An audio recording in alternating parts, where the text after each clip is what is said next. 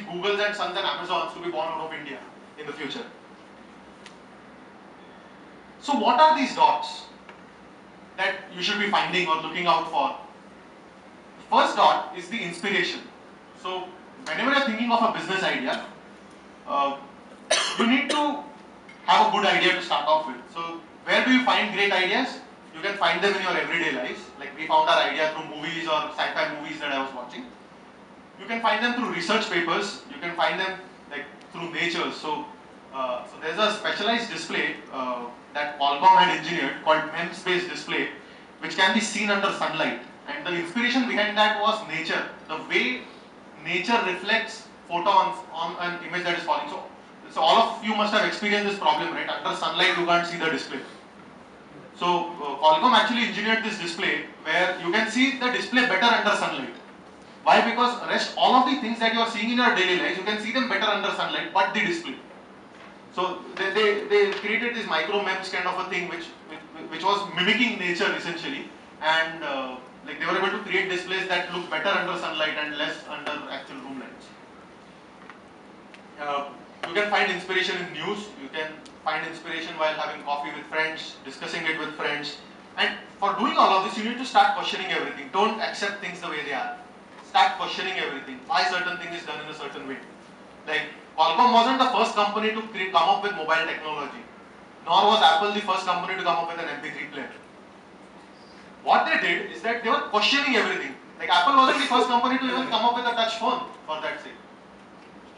So what all these innovators were doing, or what all these businessmen were doing, they were questioning everything in life. Like whether this thing that is being done is right. Whether is there a better way to solve this problem.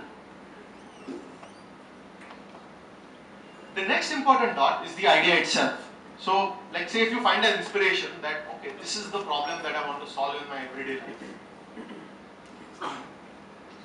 So the first myth that a lot of people have is that sharing the idea essentially blows it up. Like, I don't believe in that. In fact, sharing the idea actually helps you strengthen the thought.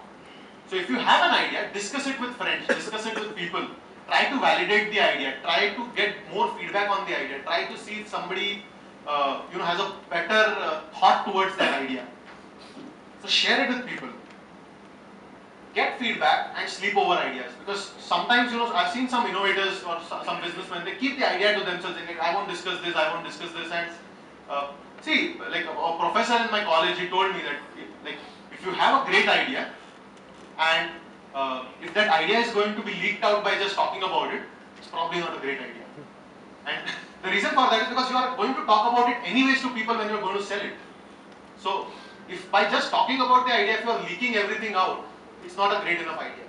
So share it with friends, get feedback over the idea, and keep on refining the idea. I mean, you have to have your own perspective on the idea and keep on refining from feedbacks that you're gathering. Like at least for technology companies or people who are into software or hardware, building rapid prototypes is very easy. So just build a rapid prototype in your free time, or get a friend to do it who is a technician to build rapid prototypes for validation. Like the way we did for MotionMagix. We had built a rapid prototype for validation. The actual product, like the first installation that we did versus the actual product that we launched, it had a 1-year gap in between. So what we had built was a rapid prototype. I mean, it wasn't the fully functional thing or the final product, but we wanted to understand what a customer is looking out for before even we went and engineered the full product. So build a rapid prototype for validation. So this is also another interesting thing. Like as children are the most thoughtful, like they are very thoughtful and creative in the way they think. And the reason for that is that they work at abstractions. Like they don't know a lot of things in the world. So when you're thinking about an idea, look at it from all different perspectives possible. So you should learn to unlearn and go to a level of abstraction to be able to judge the idea from different viewpoints. Like whether an investor would be interested in investing in this, whether this kind of a customer would be interested to buy into it. Like unlearn everything that you know about that idea and see it from all different perspectives and abstractions. And KISS principle, keep it simple and stupid. Don't complicate the idea too much that you'll be putting 1,000 features in the version 1 of the product. Like keep it simple and stupid to start off with, and then you can refine on it in the way further. Like I've seen a lot of people, like at least for software or technology products, Like when you are thinking of ideas, there are 100 things that come to your mind on what all can be done with this product, and you try to create a version 1 with all those ideas in it, and that version 1 never comes out. You know, it keeps on getting delayed further on. So keep it simple and stupid. The initial phase of it, keep it simple. The next thing is the next important dot, like which you need to understand before you start your business, is what is the market for it and what is the competition. So avoid looking at what competition is up to. I mean, the last thing you should do is that go and Google for your idea. Because what happens is that if you have a problem and if you start Googling for solutions for that problem, you end up getting a bias towards the solution to that problem. So find your own solution before even you start discussing it. You start Googling. I mean, you should go and discuss it with people because that is bringing in perspective to the solution that you're trying to find. But avoid Googling things because you would end up creating a bias. I mean, we wouldn't have created the patents that we created if we would have gone and looked up what's on the internet. Because we try to solve the problem from a usability perspective rather than going and seeing how this problem is being solved already out in the market. Set your own standards for things. I love to give this example of Apple, where like when people were creating touch phones with styluses, like Apple said that scrap everything out, we want a phone that works with your thumb. And bang, we are in 2013 and 2014, the prediction is that 95% of the phones would be touch, and all of them are using a similar form of interaction. And all this just happened in the span of less than 8 years. You can imagine the way some viral idea can actually spread. But when you talk about standards, today the standards that Apple has set in the market, they are still there. So they create something, everybody else follows. They create something, everybody else follows. I mean, now that gap is merging in, but it took time for all the people to catch up to that level, and Apple essentially made their money during that time.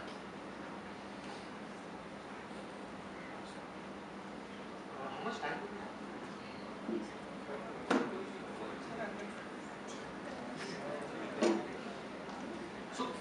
The next important thing is that collaborate where needed. Sometimes you look to your competition as a threat. Your competition may not always be a threat, actually they can be a friend. So we work with a lot of our competitors because we have an advantage of being in India. We have created certain things which are useful to them to sell their products.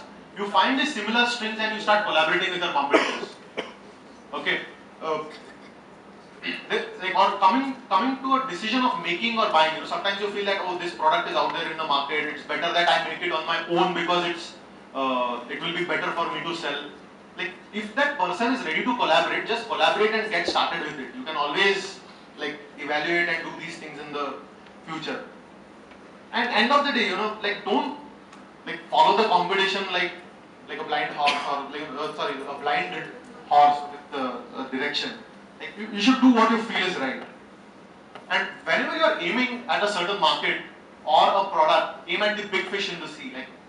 Look at this thing as that there should be a lot of potential out in the market. There should be millions of customers who would want to buy your product or a service when you're starting this off. So aim at the big fish in the sea. The next important dot before you start your company is to assemble your team. So especially for technology startups or any startup, even for services, you need to have a very good team in place. Don't compromise for the quality of people when you're starting off. You should have these killer ninjas in place. So what do ninjas do? Does anybody know? So ninjas are these fighters who actually fight in groups. So they would guard each other's back and fight wherever you're not looking to save you. So assemble a team who's ready to fight for you behind your back, with the problems that you're not looking at. And you need these killer ninjas to start off with. Avoid giving out too many senior positions. What typically happens is that everybody wants to be a CFO and CEO and all that. Avoid giving out these positions when you're starting off a company. Everybody is a bathroom cleaner in the company. That's how I started my company. Everybody has to clean things. Okay. So irrespective of whether you code or you do whatever you want, you have to clean things. It might be cleaning up the mess that you have done with the customer, the mess that you have done with your product, the mess you have done with your code, or the mess you have actually done in the physical pantry. So, and don't give that hype of senior positions to start off with. You have to create that culture that everybody is same. And